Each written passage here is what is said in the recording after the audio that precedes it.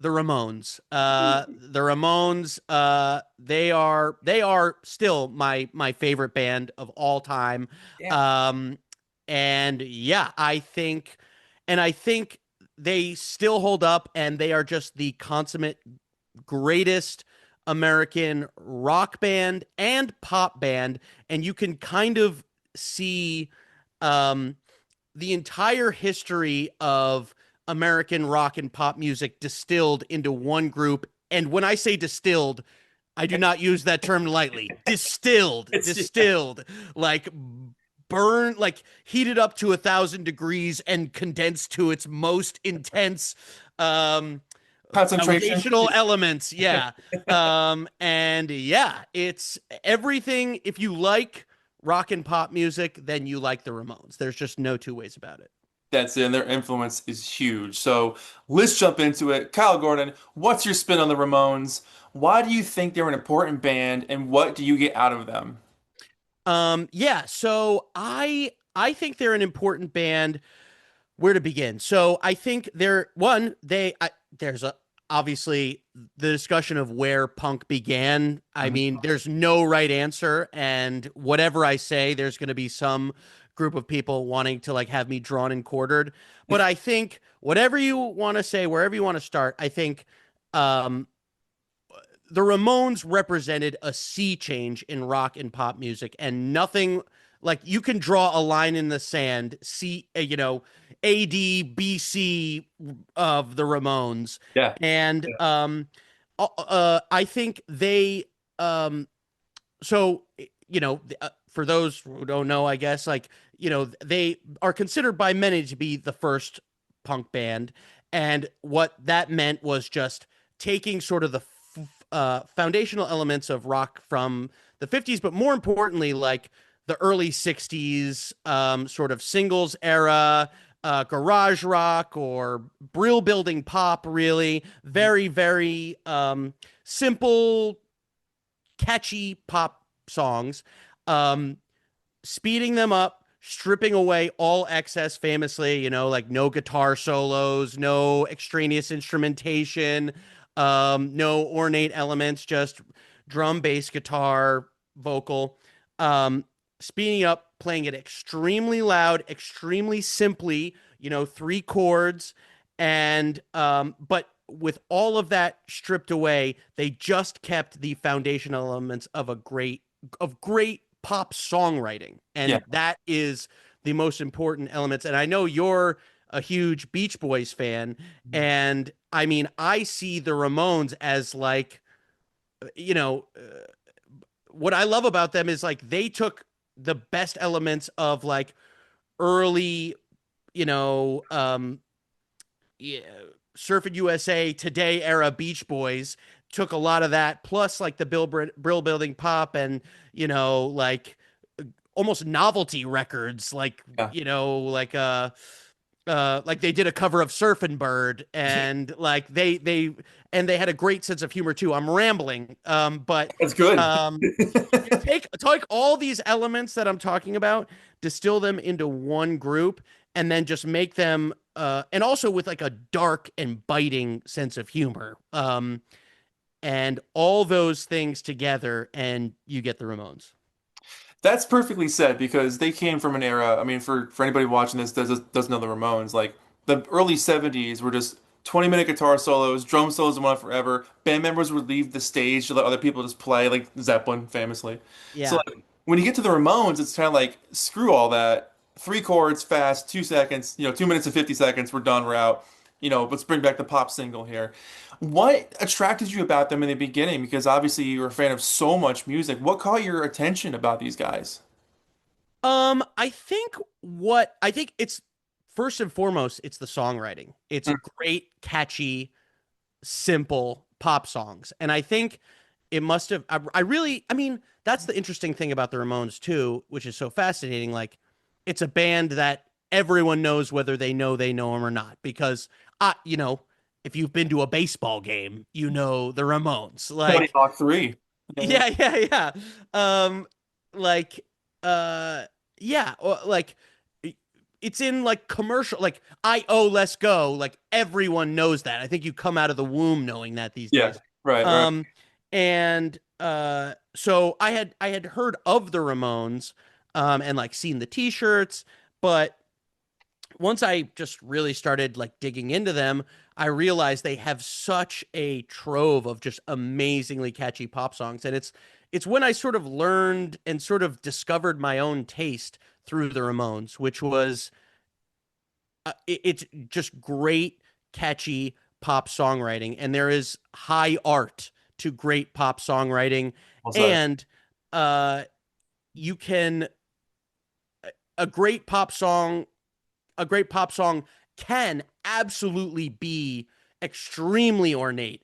It can be, you know, Bohemian Rhapsody. It can, Yeah. that that is a great pop song, but it also can be 2 minutes, verse chorus, get out of there. Right. Like, and that's all you really need at the end of the day. Um, and discovering that in the songs and how much they were able to do with so little.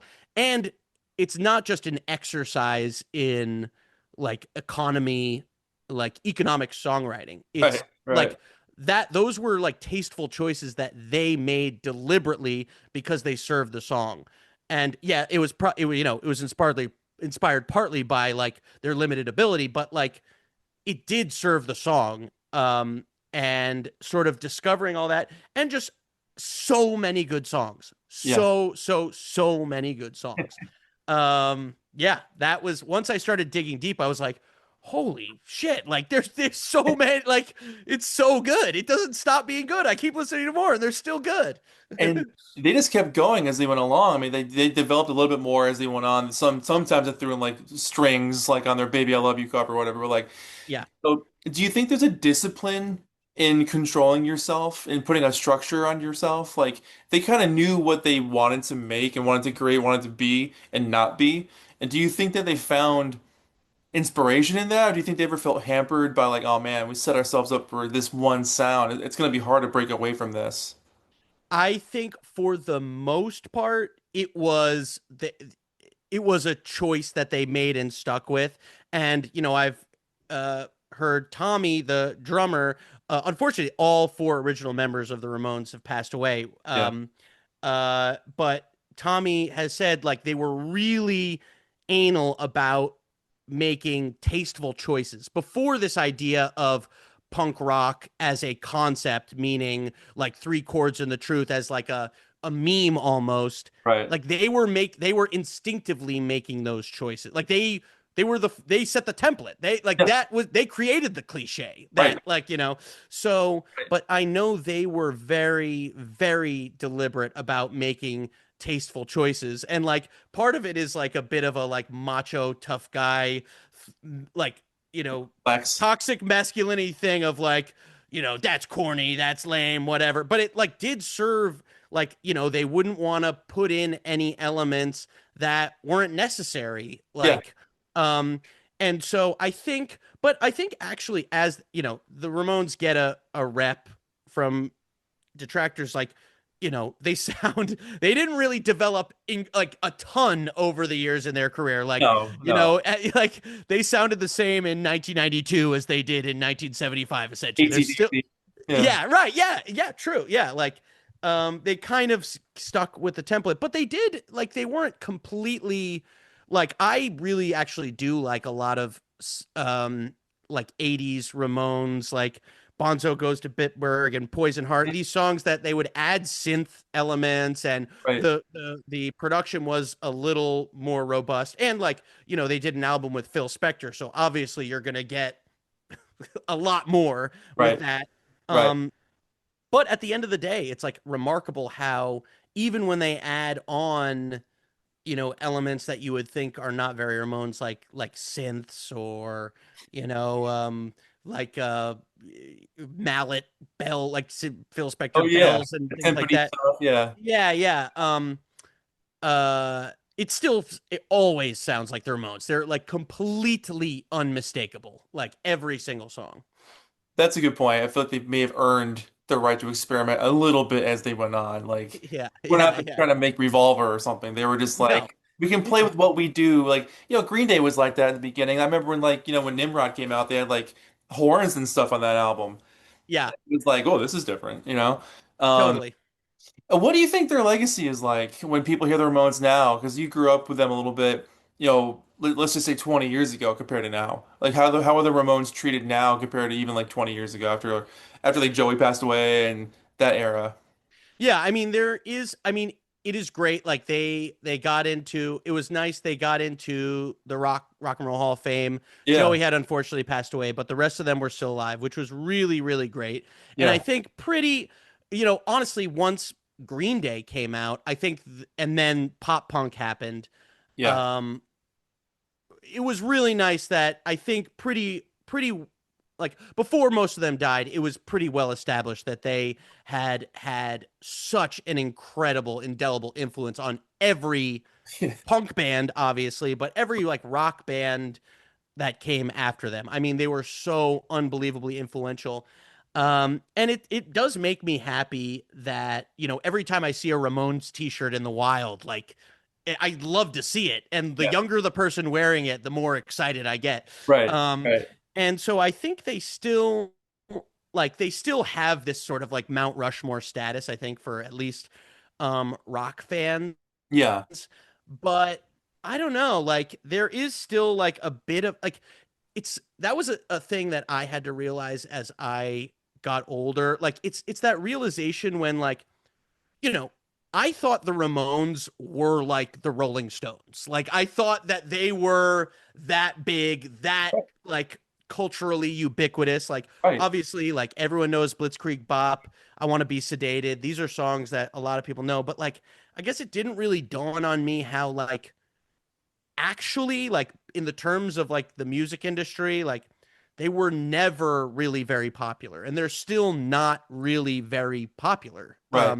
Right. Which is I don't know, kind of sad, kind of cool in a way. Like it is good to know that they're still slightly too fucked up to ever quite like fully break through, even though all these songs are like, they're like early Beach Boys, but just like faster and harder, like a Heavy. lot of the times. Yeah.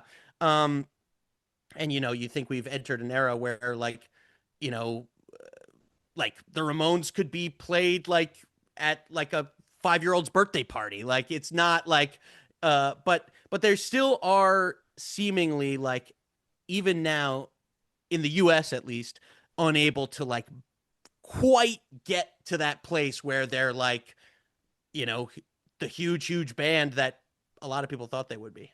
That's the thing. You never hear them on the radio, and if you do, it's once in a while. It's always "Want to Be Sedated." That's the only song that ever gets on the radio. Which, fair enough. It's pretty catchy for the radio. People like songs where they can say numbers in order. So, Yeah, um, yeah. and you mentioned the Beach Boys too, because like the current touring band has been doing Rockaway Beach for years now. Really? I didn't know that. Good version too. That's It's my fun. favorite Ramon song. Is it really? Oh Yeah, that's my my God. favorite Ramon song. Yeah. Holy crap. That was I love that song for many reasons. One, it's just like a perfect rock, like almost like pre-Beatles rock yeah. song, like early 60s brill building, like Beach Boys surf song. But it's like again, it's slightly fucked up. Like they recorded that song in 1977 about Rockaway Beach, which at the time it's like you're writing a happy, sunny California beach song about a fucked up beach with people like passed out and like needles everywhere and like trash all over the beach. Right. Like 1977 is like Rockaway Beach is not nice. Like so Like, I oh, just we gotta see that one. We gotta see all the Beach Boys beaches and Rockaway. Yeah. yeah, and we have to go visit Rockaway Let's Beach go and surf like Rockaway. yeah, there's like a guy passed out with like vinegar all over his shirt, like like with one shoe on, like you have to step over him to like get on like a beach covered in like rocks. Yeah. The other shoe. Yeah. Yeah, exactly. You mentioned earlier punk rock, and I want to get your opinion on this. I feel like the term punk rock is dying, or Hmm. pop punk. I should say Oh, pop punk. Um, okay.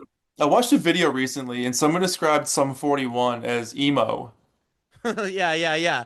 and I was like, huh. Yeah, right. Huh. What are your thoughts on the changing of genre names, if that's even a thing, or people just miss? mis genre-ing something. Well, yes, as someone who dabbles a lot in genre, and I sometimes get anal myself over like exactly those type of things. Like, Right. where is the this is like 68% emo, but we're delving into pop punk, but like, It's how um, it's European techno. Yeah. yeah, yeah, exactly, right. Like, is it Eurodance or is it really trance or like blah blah blah? These are, Eurovision. Yeah. yeah, yeah, right. Um, like yeah, it's interesting. I didn't know that the term pop punk that it was going away. I mean, it is a like when I hear pop punk, I think of Green Day, Sum 41, Blank. Newfound Glory, Blank, obviously, yeah. Um, and I don't think of the Ramones, but like the Ramones is Uh, definitely the template of pop punk in that it's fast, aggressive hard rock with like a very clear emphasis on melody and like pop songwriting. yeah. So it's like there is pop and there is rock, but I would not call the Ramones there is pop and there is punk, but I would not call the Ramones pop punk in that No, they're sense. just straight punk. Yeah, Yeah, absolutely. Yeah. right.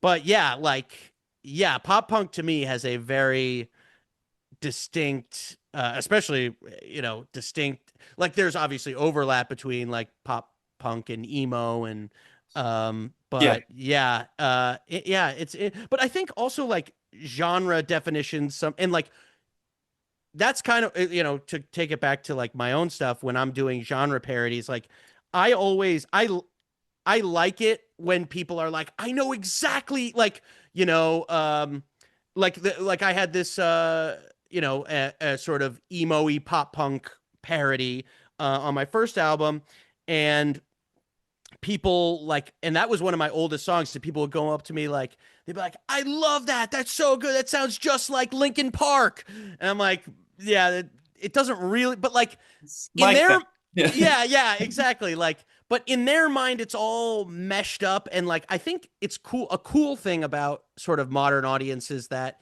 I think a lot of genre barriers have been broken down and people aren't so rigid about, um, like really trying to draw a line in the sand with genre. Yeah. I think maybe it's just because of like streaming music and like having every possible like kids these days grow up with every song possible Ever like made. Yeah. yeah yeah yeah exactly accessible to them at all times so Yeah. like a pop song to them can mean the Beach Boys, and it can also mean Sweet Dreams Are Made of This, and it can also mean Nelly, and like that's all pop music. So It's like just, yeah. the idea of drawing a line in the sand is sort of it's kind of a fun relic of the past. I can dig that because you're right. Because, back in the day when new music would come out, you'd pick up the CD or whatever. But now, you have to look for music on CD. Now, music just exists everywhere in one spot. Yeah. Like Fleetwood Mac's Rumors has been in the top 40 for, I don't know, a year. Yeah, right, Like, right, right, right. well, it's right there with Ed Sheeran and Taylor and everybody else. Um, Yeah. with your music, I got into you, I don't know, 3 years ago maybe. It's been a couple of years now, and I started watching your videos online, not realizing you were the same guy doing all these other acts. You were the techno guy. You were the guy with the eyeliner. You were this. I was like, and my now fiance Jenny pointed out, no, that's the same guy because she was feeding me these videos. I'm like, this is the same guy. Oh my God. Okay, cool. So like, I'm tuning in. Like when you look at the Ramones and you look at other groups that you were into, how have the Ramones shaped what you do for your music? Because when you put out these songs, there's always a great hook, there's always a great melody, but you also deep dive into the genre itself, even if it is like a new metal or a LAMFAO, however you pronounce that term. Yeah, Like yeah, yeah, late, 2010 Kesha 303, Darien, Connecticut shout out. yeah. I love that song. That Darien, Connecticut, that cracked me up. That's Thank such a you. niche joke. It's like, Ye- it's like if you're not, Thank you. that Well, makes, yeah, as someone who went to who was at a liberal arts college in 2010, yeah, like yeah, it's, yeah, I was subjected to a lot of that stuff. oh my God. Yeah, crazy. But like when you hear bands like the Ramones, how melodic they are, how have they influenced you with multiple genres? Yeah, well, I appreciate you saying that, but and yeah, like I think um what the Ramones really taught me is, yes, like the importance of, when I sit down to write a song, I know all I need. It's like I'm just looking for um chord progression, melody, hook. Like I just bang it out, simple power chords. Yeah, Uh, that's still sort of my basic songwriting process, which I absolutely learned from just listening to and studying the Ramones. And like, you have a great song if it sounds good with a shitty acoustic guitar and you just like singing to yourself. And then perfect. everything else is Perfect. garnish. Yeah, Yeah. absolutely. Um Totally. and uh and and yeah, like just gave me the confidence too, like which is the cliche punk rock lesson, but like the Ramones invented it. It's like I don't need to be Vivaldi to write a fucking pop song. Like I can, like if these idiots can do it, I could do it too. Like they're morons. Like like yeah, like and just having that confidence and like just the idea that my taste naturally, like the way I consume music is by going down week to month long rabbit holes of genres or bands, and so that's been my whole life, and that I Yeah, think informed why I was sort of drawn to that in like the kind of comedy and genre parody I do. yeah. But the Ramones taught me that like a great melody, a great pop song, um, it's like the Ramones,